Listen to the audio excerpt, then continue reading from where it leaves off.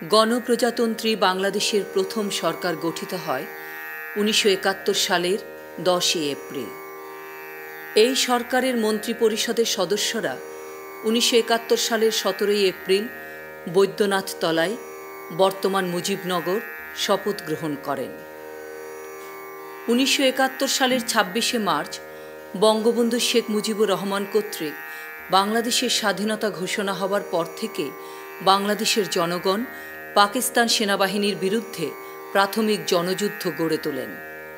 তবে একটি সংগঠিত মুক্তিযুদ্ধ পরিচালনা করার জন্যে স্বাধীন বাংলাদেশের সরকার গঠন তখন অনিবার্য হয়ে পড়ে।